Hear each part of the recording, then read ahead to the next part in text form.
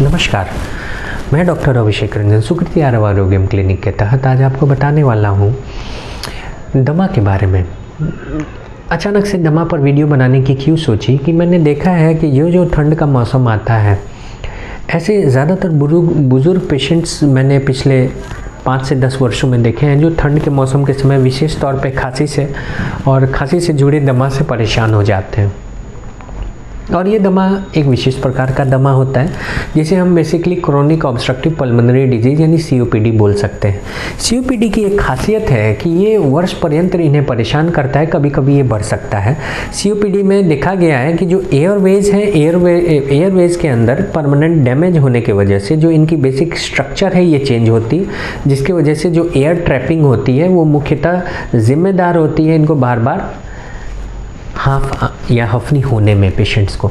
और ये महत्वपूर्ण है कि हम सभी को समझना चाहिए कि जो सीओपीडी का इलाज है, कई सारे लोगों को मैंने देखा है कि उनके इलाज में फर्स्ट और सेकेंड स्टेज पे ही पेशेंट्स या तो खुद से या कहीं संपर्क करके या किन्हीं सोर्सेज के थ्रू ओरल स्टेरॉइड्स या इनहेल्ड स्टेरॉइड्स लेते रहते हैं। यानी हम बात करें बुडेसोनाइड की, फ्लूटिकाजोन की, ये स्टेरॉइड्स लेते रहते हैं जो फॉर्मोट्रॉल इत्यादि या सल्मेट्रॉल कॉम्बिनेशन में आता है। ये दवाइयों के नेम है। फ़र्क होता है सीओपीडी और एस्थमा में। एस्थमा जो है वो आप एक एलर्जिक मैनिफेस्टेशन है, मौसम के बदलाव के साथ साथ ये बढ़ता और घटता है, वीनिंग होता है। लेकिन जो सीओपीडी है, क्रोनिक ऑब्स्ट्रक्टिव पल्मोनरी डिजीज़, ये 50 साल के बाद होती है। ज़्यादातर ऐसे लोगों में सिगरेट का इतिहास होता है, तंबाकू इत्यादि, बीड़ी इत्यादि का इतिहास, या लकड़ी पे या गोईठे के ऊपर जो बाँस के डंग होता है उसके ऊपर खाना बनाने की इनको जो ये रहती है, एक्सपोजर रहता है, उसके वजह से दिक्कत होती है। तो कहीं ना कहीं स्मोक का पूरा रोल होता है इसके अंदर जो सीओपीडी की बात करें। और क्यों ये कंटिन्यूअस प्रोसेस में होता है, जो डैमेज होता है सीओपीडी का, क्रोनिक ऑब्स्ट्रक्टिव पल्मोनरी डिजीज़ यानी विशेष प्रकार का दमा का वृद्धों में बहुत ज़्यादा होता है। न सिर्फ सीओपीडी के चलते आपके फेफड़ों के अंदर सूजन आती है, श्वास नलियाँ परमानेंट डैमेज होती हैं, बल्कि आपका दम लगातार फूलता रहता है। और एक चीज़ मैंने देखा है कि ऐसे पेशेंट्स के अंदर ही बहुत बार हाफ के साथ साथ अत्यधिक दुर्बलता, कमजोरी रहेगी। पेशेंट लगातार भोजन करते रहेंगे, उन्हें लगेगा कि हम तो खान पान खा रहे हैं, फिर भी ये हमेशा सुस्त रहेंगे, दुर्बल रहेंगे, शरीर थका हुआ रहेगा, फ्रेल चेस्ट हो जाएगा, पतला सा रहेगा, पूरा का पूरा मांसपेशी इत्यादि जो है वो सूखता जाएगा। और ये विशेष प्रकार का दमा इसलिए बन जाता है क्योंकि सीओपीडी के ज़्यादातर जो पेशेंट्स हैं उनके हार्ट फेलियर के होने का खतरा न सिर्फ बढ़ा रहता बल्कि इनकी आयु भी धीरे धीरे घटते रहती है। फेफड़ों के नलियों में सूजन, हार्ट के अंदर सूजन, दीवारों के अंदर सूजन, हार्ट फेलियर का खतरा रहता है। और ज़्यादातर सीओपीडी पेशेंट्स को मैंने देखा है कि मसल वेस्टिंग भी होती है, यानी हाथ पैर के मसल्स बहुत सूखे सूखे से होते हैं, काफ़ी कमज़ोरी हो जाती है जैसे जैसे ये दमा फैलता जाता है। लेटर ऑन स्टेजेस में बार बार दमा का अटैक आता है जिसकी वजह से उनकी हाफ अचानक से बढ़ जाती है और फिर उन्हें एडमिट करना पड़ सकता है। अगर आपके पास पल्मोनरी फंक्शन टेस्ट है तो आप करा करके इसकी स्टेजिंग कर सकते हैं कि आपका फर्स्ट सेकेंड में फोर्स्ड एक्सपिरेटरी वॉल्यूम कितना है, FEV1 कितना है। और इसके अलावा अगर आपके पास सुविधा है 6 मिनट वॉक टेस्ट की तो आप उससे जान सकते हैं। तो इन कुछ टेस्ट के माध्यम से हम सीओपीडी की स्टेजिंग कर सकते हैं, लंग फंक्शन को जान सकते हैं। लेकिन ये इंपॉर्टेंट है कि कितने बार अटैक्स आपको पिछले 1 साल में आए हैं, यानी कितने बार आपको नेबुलाइजेशन इत्यादि की ज़रूरत पड़ी है, इंजेक्शन इत्यादि देना पड़ा है। क्योंकि अगर आपके अटैक्स 2 या 2 से ज़्यादा आते हैं तो फिर आपको बार बार फ्रीक्वेंट एक्सरसाइजेशन से बचाने के लिए आपको स्टेरॉइड्स देने पड़ सकते हैं इनहेल्ड। लेकिन कोशिश हमें ये करनी है क्योंकि ये विशेष प्रकार का दमा है तो इसकी जो दवाई चलती है उस दवाई का प्रमुख 2-3 काम होता है, करने का तरीका होता है। पहली, इसकी जो विशेष इन्हेलर है उसमें मुख्य रोल जो होता है वो टायोट्रोपियम का हो सकता है, आजकल ग्लाइकोपेरिनियम भी है। टायोट्रोपियम, ग्लाइकोपेरिनियम अल्ट्रा लामा होते हैं और लामा होते हैं। इनका काम क्या है कि ये जो खखार जो आपकी आड़ी तेनी श्वास की नलियाँ होंगी ना, इसके अंदर खखार जो है या आप स्पूटम की बात करें वो जम सकता है। ये क्या करते हैं, न सिर्फ उस खखार के प्रोडक्शन को कम करते हैं, जो ब्रोंकियल सिक्रीशंस हैं उनको रोकते हैं, बल्कि श्वास की नलियों के अंदर जो खखार फंस जाता है उसको निकालने में मदद करते हैं, जिसकी वजह से आप बेहतर सांस ले पाएँ। इसके अलावा जो एनेस्टिलसिस्टीन है उसका भी बहुत अहम रोल है कि कफ जो आपका अंदर में खखार जो फंसा है उसको पतला करके निकालने में मदद करता है। क्योंकि बेसिक दिक्कत ये होती है ऐसे दमा के पेशेंट्स में कि वो बुज़ुर्ग होते हैं, वो बुज़ुर्गों में अगर खखार फंस जाए, वो बार बार निकले नहीं, तो उनके निमोनिया होने का ही खतरा नहीं बढ़ जाता है, वो बैक्टीरियल वायरल फंगल निमोनिया हो, बल्कि ऐसे पेशेंट्स को हाफ भी अचानक से बढ़ने लगती है। क्योंकि उनको लगता है कि गला में खखार है, फेफड़े में मेरे खखार निकल नहीं रहा, बार बार कोशिश करते हैं, खांसते हैं और वो खखार निकलती नहीं, तो दम और फूलता है। क्यों? क्योंकि उनके जो ट्यूब्स हैं वो कंजेस्टेड रहते हैं, एयर ट्यूब्स।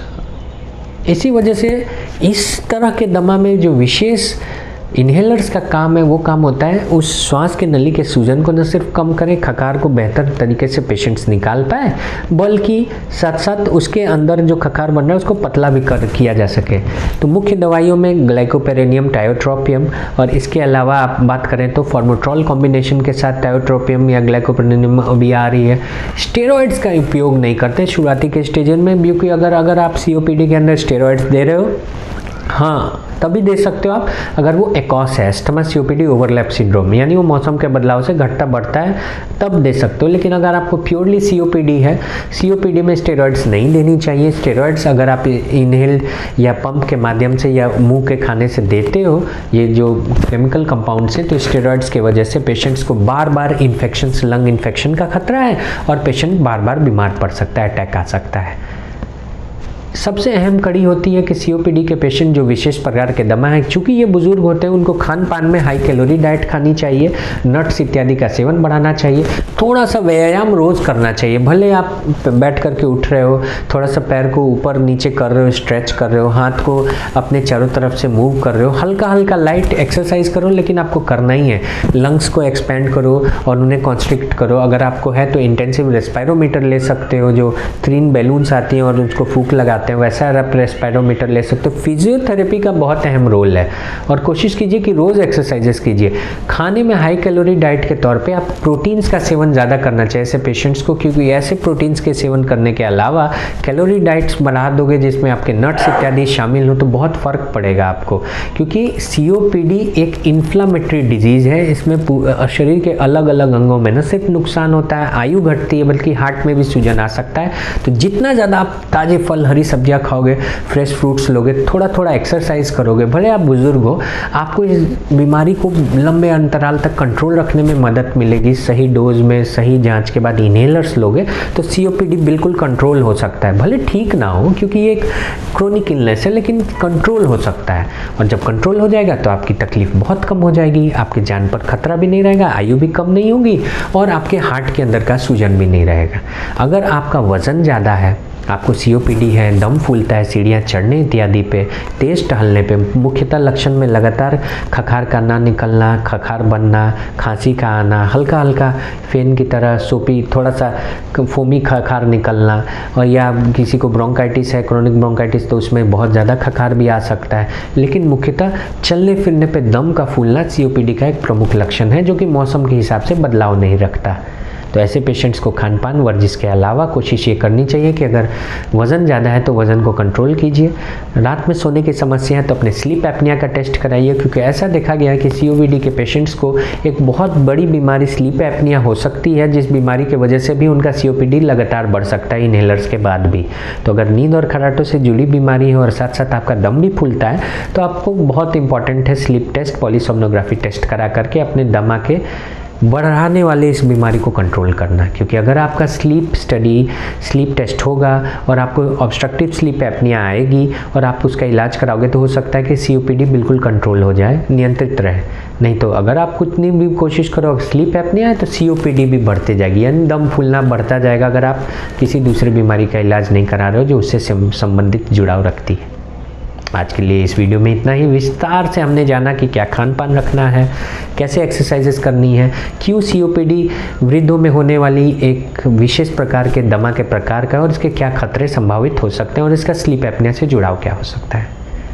YouTube पे देखते हुए आप हमें सब्सक्राइब कीजिए और इंस्टा और फेसबुक पे देते हैं ज़रूर फॉलो कीजिए। कमेंट बॉक्स में अपने महत्वपूर्ण सुझाव रखिए। आज के लिए इतना ही। जय हिंद, जय स्वास्थ्य क्रांति।